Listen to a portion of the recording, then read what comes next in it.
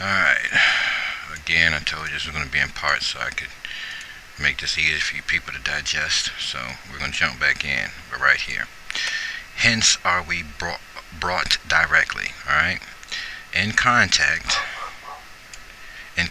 with their depravity and its multiplied developments. We are astonished from time to time at the disclosure of their duplicity, dishonesty, trick, and cunning. Again, lion in a cage. Those only who have or have had the management of Negroes, right?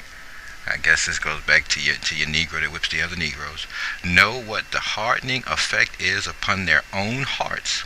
That man who takes possession of his property and commences the management of his people with that feeling of interest and tenderness which he has cherished from them from his childhood, and with a willingness to favor them in every way, must be watchful. Otherwise, from their general character and behavior painfully exhibited to him, he will withdraw his confidence entirely and settle down into a state of indifference, his patience being exhausted and his feelings having undergone the entire change towards them.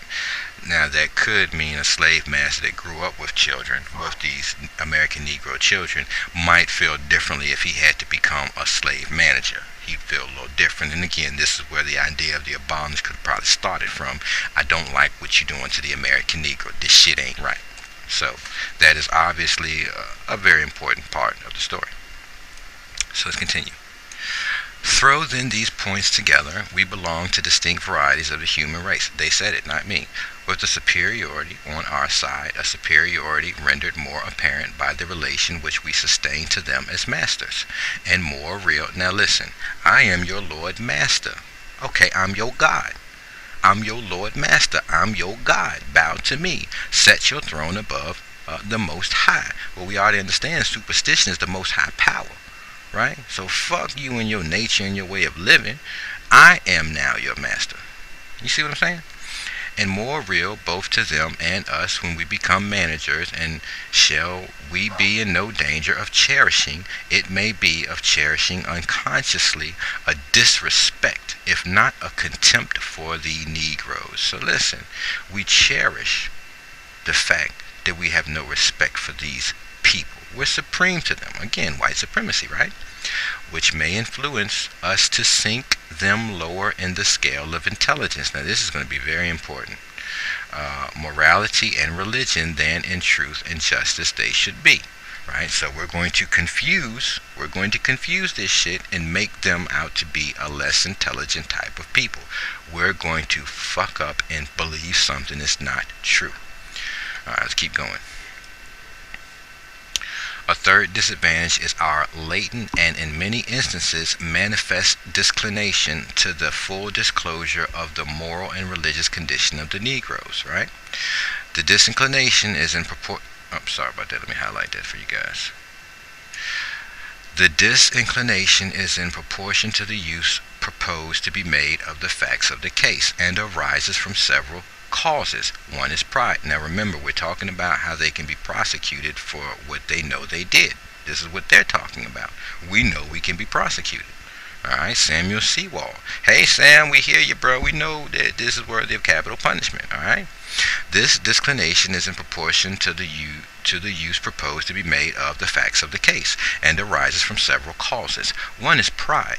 There are citizens in the free states who give, perhaps without any conscious design, an entirely false coloring to the moral character and prospects of the free Negroes among them. Right? They falsify the character, the emotional condition, right? They believe that they're all just fucking fucked up, right? But not true. So there are those that would falsely color the moral character and prospects of the free Negroes among them in order to support some favorite theory. Now check this out now. I want you to think about this long and hard. If I keep showing you on TV that niggas ain't shit, right? Then you, being the Caucasian living in your cities of peace, you're going to believe that they're just animals that need to be caged up. But they are animals that you've caged up. You've made them animals in a cage, right? But if you keep feeding this narrative that all these people, you're coloring them falsely, You're coloring them falsely. Now you believe all, well, you not now, you've always, you believe that all Negroes are all fucked up individuals, right? You guard your purses. When they come in your neighborhood, you want to call all your kids come in the house. You think that they're some type of vile fucking creatures, right? But again, false coloring to the moral character and prospects of the free Negroes among them in order to support some favorite theory or ideology, or to shield the impotency of their own efforts or themselves from the ancient reproach. What do ye more than others? Physicians, heal thyself, right? So you want a false narrative. That's all that shit is saying. False narrative. You're pushing a false narrative so that you can feel comfortable about the fucked up shit you're doing. But it's okay. We're going to continue. Alright. In the South, we spiritedly repel the charge of the injustice of the present constitution of society. So they repel it, the charge of the injustice. So in the South, they're saying they repel it. They're not for it. Fuck that shit. Repel. Right? Yeah. Let me double check before I make up answer myself, but I believe that's to just make against, right? To drive away, yeah, push away, repel. So to drive away the charge of the injustice of the present constitution of society by referring our opponents to the sacred scriptures, which afford us their support, and to the argument drawn from expediency and necessity. On the charge of inhumanity, we appeal to the ample provision of food and clothing, right? This is the prisoner of war story, right? You got to give them food and clothing. This is the lion being in the cage, right? You got to give them, a bath, some water, and something to eat, right? Alright, to the attention paid to the sick and the aged. Alright, when the lion starts looking sick, you try to give him a tranquilizer and get him to the doctor because you want to keep your lion in the cage, right? To the lightness of the labor and the punishments, and to the good health, the spirits, and increase of the people in question. We compare their physical comfort and the amount of labor which they perform with that of the laboring classes in England and on the continent of Europe and elsewhere, and we do not suffer at all by the comparison. So they compare the way that they labor themselves to laborers in England. Alright, now I don't know shit about what's going down in England when this is happening, how they treat people, but I can honestly say in your history books it tells that, yeah, you were pretty fucking cruel in the South. You niggas was having picnic gatherings where you bring the family out to see a roast a nigga event. You know what I'm saying? That's just what it is. Hang them and roast them. And then you keep the boys after and you pull the shotguns out or whatever and use the dead corpse for target practice. So, I mean, that's in the history books. What you want me to say about that? I mean, shit. It's in the past. It didn't happen. But let's not act like it didn't happen. Alright? Moving along. Alright.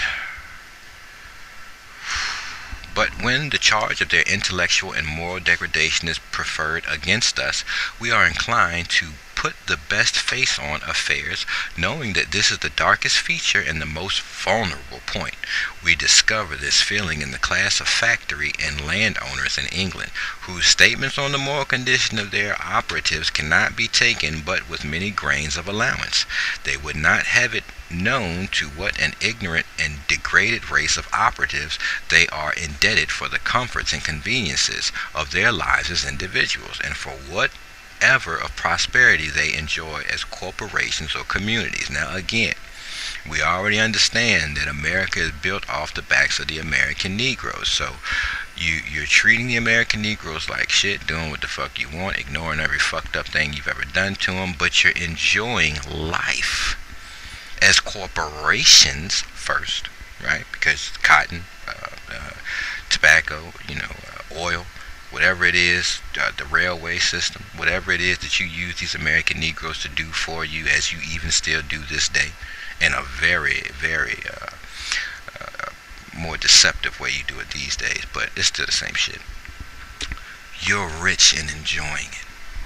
You've got to accept that, right? And this is what's worthy of prosecution, all right? But we are wrong, decidedly wrong. The moral and religious condition of Negroes is that subject which above all others, as a Christian people, we should desire most thoroughly to investigate and understand, and the truth coming from whatever quarter will do us no harm, provided we allow it to have its proper effect upon us, right? So, but we are wrong, decidedly wrong. The moral and religious condition of the Negroes is that subject which above all others, as a Christian people, we should desire most thoroughly to investigate and understand.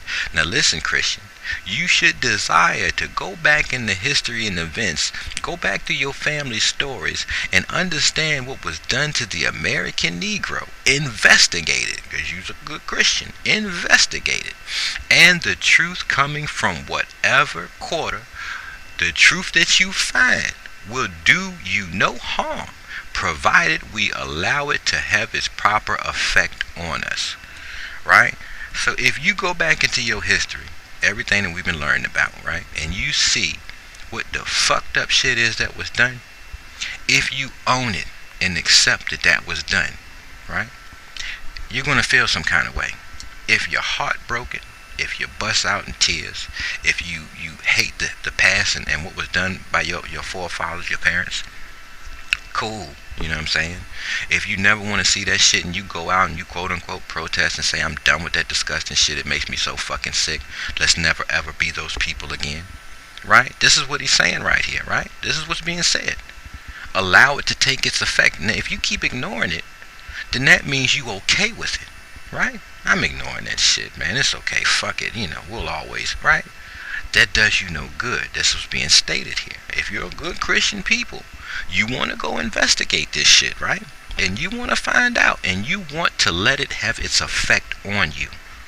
You don't want to put up obstacle walls and say that's not true, that's not true, that's not true, when all the writings from the people of that time, because you know it want us right? You had us fucked up. But if you see it's your own people's writings telling you the fucking shit that y'all was doing, you should say, you know what? If my family was here doing that shit, yo, that's fucked. That's straight fucked up, and I'm not for that shit. Let it have its effect on you. If you cool with it, I can't help that. It says prosecution. You know what I'm saying? I can't help that. I'm just saying what we're reading right here is telling you that that's what you should do. Go back and look into the history. Find out and let it have its effect. Alright? I'm getting long-winded, but you know what? I really want to get to 109, so I'm going to just go all the way through it. Alright? Another cause is the fear of investigation itself and of the consequences to which it may lead. Now, see, you get people in investigating and other people get involved, well, then prosecution might show up, right? Samuel Sewall, Capital Punishment. That's all I got to say. That's in his writings. I read it. The South, in view of the excitement on the general condition of the Negroes in the North and West, has become sensitive. We have been thrown from necessity into an attitude of self-defense, and our strength consists in our union. Hence the public mind exercising a sleepless vigilance, right, that it may detect, either from abroad or originating at home, any sentiments or opinion hostile to our social constitution. There is less discussion and less freedom of discussion than in bygone days. What we once bore from ourselves is with difficulty borne now. That man runs the risk of losing popular favor whose candid statements and appeals designed to do good at home are seized upon with avidity and perverted and made matter of accusation against us from abroad. Abroad means across the water. That's all I'm saying. He has to pass between Scylla and Charybdis. Under such circumstances, there must be a strong inclination to silence. He will ponder well the proverb, a time to keep silence and a time to speak. Go back into your history and you'll figure it out. Either this is the time you keep your mouth shut, which I don't think it is, or this is the time when you go back in history, you start telling your people, look, man, you got to understand, we claim to be the Christians, we got to do the right thing here. We done fucking lied about all this shit and we done destroyed these people. It's time to fix it, right? Time to fix it. This is what's there. As great interests are involved, should he speak, he will ask wisdom of God, who giveth liberally and upbraideth not. Alright, so I want to get here, so let's keep it moving. Many are disposed to let all things continue as they are, right? Fuck it, let's let it be what it is.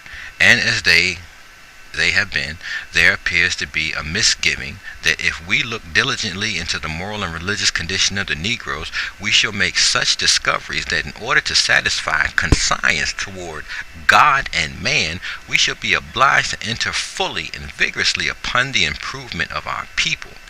New cares, new troubles, new duties, new expenses array themselves before us, and we recoil from them all. Check this out. If you go back in your history and you find out all this fucked up shit that you did and understand how wrong you are, then you would what? You would let it take hold of you and you would do something different. Guess what you would do?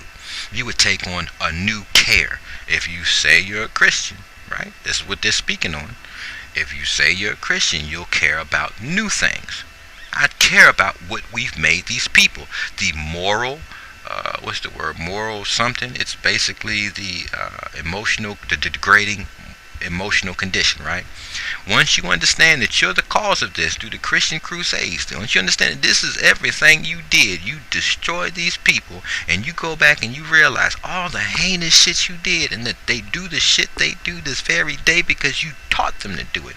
Every harsh thing you did to them has caused them to be this way.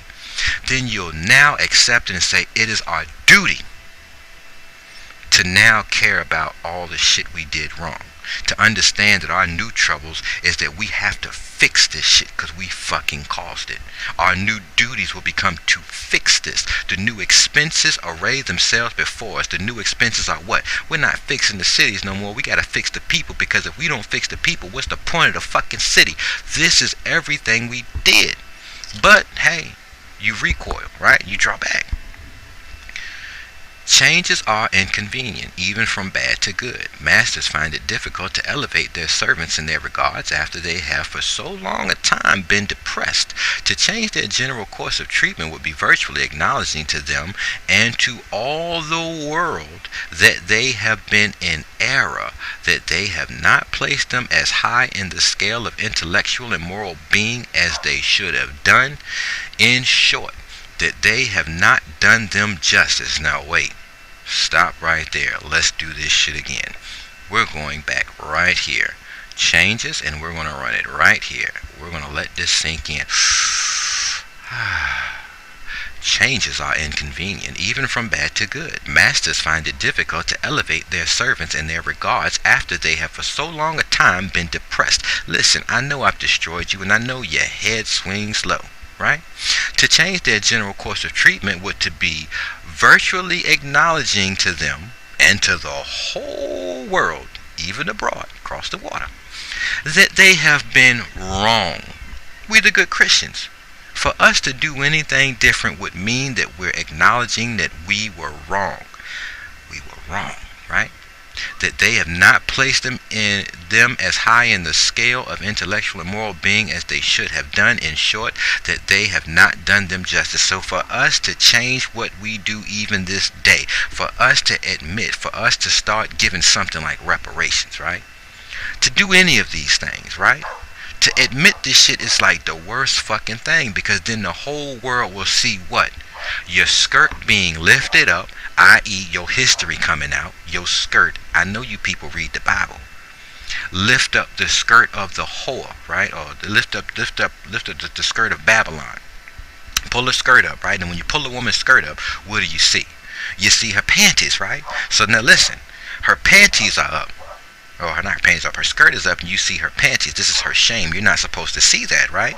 Now we're just gonna connect this straight into the history. So when you lift up the skirt of America, right, then you'll see this history that's hiding up under there.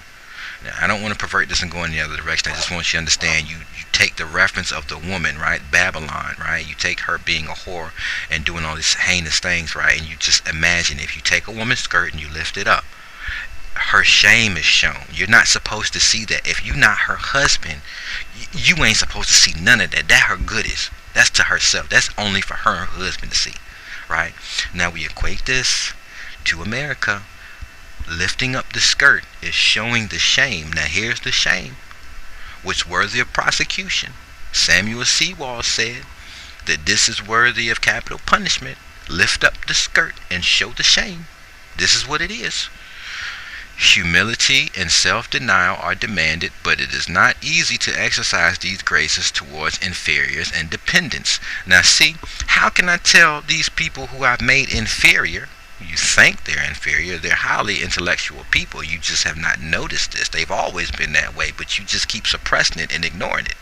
Right? And they've become dependent. Well, of course they become dependent, because every time they try to grow and move forward, you knock their ass down. If they don't join up with whatever story that you want to pass on to them, you knock their ass down. Alright? So that's clearly what that is. So masters see, as they suppose, in all this a lowering down of opinions, character, and dignity. They think that they shall lose respect and authority. The change will certainly inflate their servants, foster a spirit of equality and disobedience, and in the end be productive of no good. So the idea is, if we even do this shit, it's the fall of us. And again, I tell you, if you open the gate door to the lion's cage, he gonna look at you. But he ain't thinking about you, because all he wanted to do was to get the hell about that cage and go home. He just wanted to go home. The lion don't give a fuck about you. Yeah, you got me, I've been here too long. I don't even want to fucking be here. If I got to deal with you to get, just let me the fuck out. Right? That's all the lion wants. The lion does not come out the fucking cage and go to the motherfucker to put him in the cage. This motherfucker been sitting there the whole time saying, man, if I ever get the opportunity to get about this bitch, I'm telling you, I'm gonna run so fast. I'm gonna run, I can't wait. I just give me some land again. I can run through the passes. Oh man, if I can ever get the chance. The lion will not think about you. That's the point of this. And this is where all the confusion comes in. So you're so scared of something, but you have no idea, because you've never been caged. You've never been in the zoo. You don't understand what it's like to be caged. Motherfuckers just don't want to be here. Fuck all that shit. I just don't want to be here. I mean, whatever you got going on, it's like, man, fuck. It just ain't good. So as a lion, you're thinking about it. I just want to be out. Alright, so let's continue from there. We're going to close out right here, and we'll start back again at another time. So we'll go ahead and finish this last paragraph. There are others again to whom the question recurs, how far may we proceed in the religious instruction of the Negroes without endangering our interest, our safety, and our support?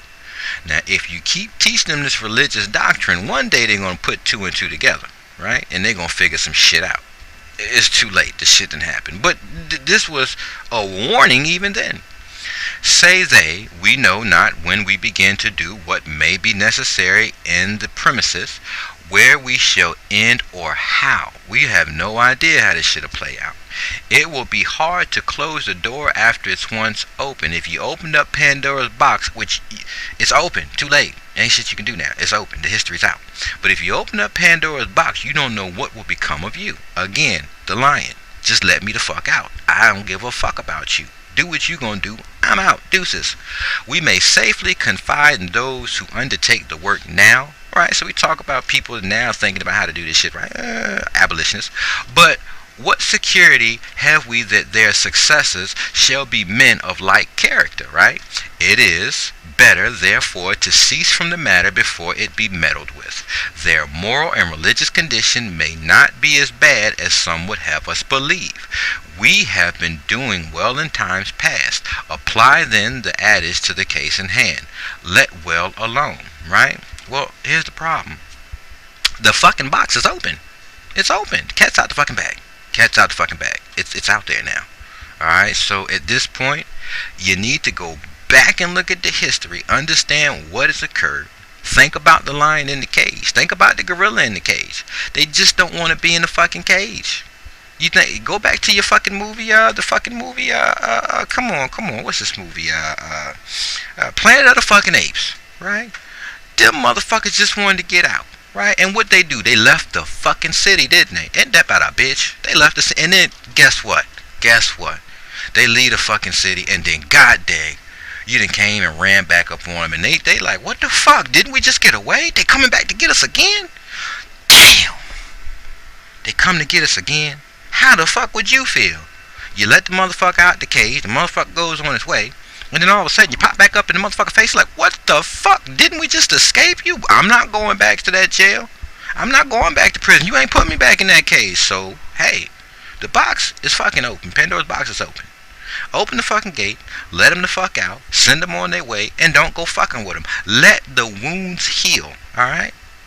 Just be separate. Fuck it, let the shit heal, right? You know what I'm saying? Hey, if they go over here and they leave and they over here doing their own thing, they're not thinking about you. They just feel so good to be free, to no more be in the cage. And I'm going to leave it at that. To the next one.